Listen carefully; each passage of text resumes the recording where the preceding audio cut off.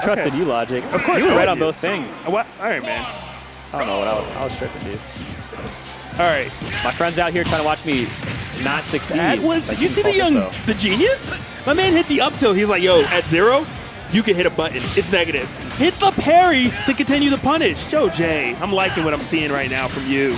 I honestly think that ZD might be the gatekeeper for Joe J because ZD's aggression is just so strong that Joe J might not get the chance to even do like Joe J's things.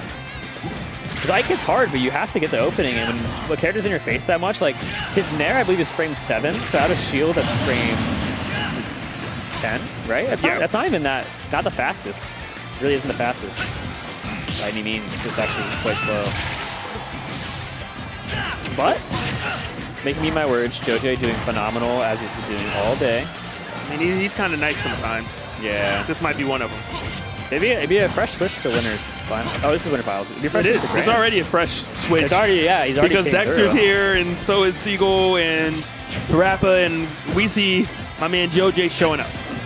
One big difference here is that when ZD's down, he's not afraid to scrap, and I believe this could be for better for reverse. When ZD's up, he'll probably keep being aggressive. Yeah. Regardless of how good Wolf is at keeping Ike at bay. Well, I always think it's weird. It's good if it's working, if that makes sense. That was a very tragic club.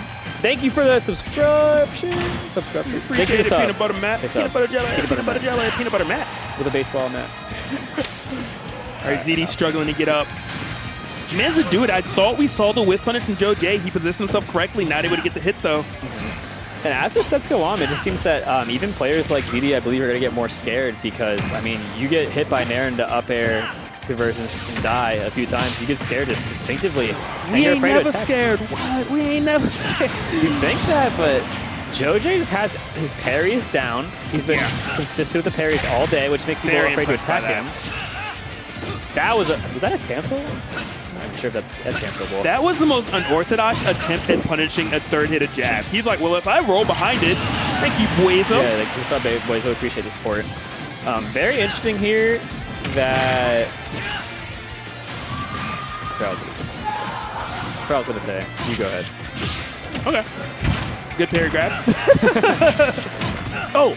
I was going to say, very smart of Joe J to know when things converge and you don't. You saw him earlier go for a down tilt and then waited for a tech and then down tilt again because he knew there was no conversion.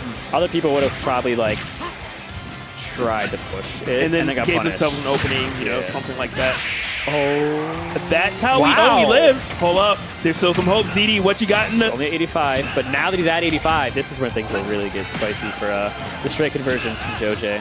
Because they'll be killing, especially up air and back air. Fortunately for Joe J, I don't know if an up smash out of shield would kill quite yet. That would be my concern if I was Joe J, but now it might. So, you know, hitting a button on shield might not be the best option. Oh, was that enough? Oh, he still makes it up onto the stage. It's so ambiguous because he's doing it like almost parallel with the ledge. You can't tell if he's going to grab the ledge or not. Interesting. So he went straight up from that. Something it seems good with ZD's aggressive play is that a lot of times I assume that Joe J, near these like last luck situations, the opponent's starting to get scared because they know it's one hit and then they'll die. And it gives Joe J more leeway to either take stage or try and scout out a habit. Risk as well. Take risk. But then ZD, like as you saw at the end, instead of just being scared and letting Joe J feel comfortable and find his like kill, he actually just ran into the neutral air, just straight up. I mean, it was only a neutral air, so Joe's probably thinking, oh, he's not gonna run a neutral air. It's not even that much of a reward. But it's stuff like that that lets ZD win the games because it didn't let. Yeah. It was saying it gives him so many openings. Yeah, I'm not gonna just let you like come in here and like. Not only does it give him openings, it takes away yours. Exactly. Oh, big sticking punish. with the wolf. Wow. Much better start this time though from ZD because that first stock of the last game, my man Joe J was looking nice. And Joe J's been starting off very, very strong. Every game we've seen him today. Let's see if he can close it out because it seems last game he was definitely caught him off guard with the aggression, despite being at the 5% or being in kill percentage. Yo, these up airs, these disjoints from the purple claws. I like it a lot because a lot of people are really afraid of the landing nairs from Ike, which you should be. But if you get the spacing down, it is a frame 7 move, or it might even be frame 10, honestly. So I think that ZD's aware of the spacing he can go to be like, okay, if I hit it now, because nair actually won't even come out in time. Oh, parries from both players, but not able to grab. I think that, yeah, he's respecting the fact that he can side B on stage and just letting him get ledge. Yeah. That's not kill, right? No. Not quite yet, but he's going to shoot the laser. Are we going to go for the next punish? No, going to let him back. Yeah, backing all the way up. I mean, if he ever does opt to go on stage, next thing I can see is ZD could actually go closer to bait him to come on stage and then run all the way back. I'm not sure if that Oh, he does it. What costs Dexter the game actually works out for ZD. ZD's like, I do it better. Oh, he missed that punish. I'm surprised. He almost died for it. Oh my gosh. He comes down with the button. That was so risky. That was so risky. Yo, there is no fear. I just feel like JoJ's just thinking like what most people would be thinking in the scenarios he's been in many times, when people would either be scared or not scared, and ZD's just doing the opposite. Landing aggressively at 128, playing aggressive when he's at 128. I mean, it will cost him and stuff like that, but that was he's more of keeping a the pace. His decision was correct, his execution was wrong, because he barely whipped that grab. Had he connected, JoJ was still getting grabbed by it. Yeah. One thing I do like from JoJ this game is that he's gotten 2 stray up tilts. Oh my golly goodness. It didn't kill, but damage, and Solid one. I'm a little shook, to be real. So, spot on the jab seems very minute, but it does knock him off stage. It could have been the kill there if he was able to get the ledge trap. Good stuff from ZD to not be ledge trap. Have we seen JoJ ledge trap ZD yet? Not really. I feel like if JoJ could get his ledge trapping down, like, he could be very, very dominant. Good stuff, good stuff. A lot of whip punishing with the dash attacks. That was an amazing pivot grab. Knows he can get a conversion, so he tried to 2-frame it down smash. That would kill. Smart stuff. But ZD just keeping the aggression going, mixing in a few dash dances and whatnot to make it not clear when he's going to come in. Oh my gosh. That was the most interesting SC I've ever seen. He actually just straight up fell so far that he was like, yep, that's it, I can't. He didn't even try. And JoJ taking his momentum to the bank, racking up a solid 47, but sharking with these up airs has been something we've seen consistently from ZD throughout this set.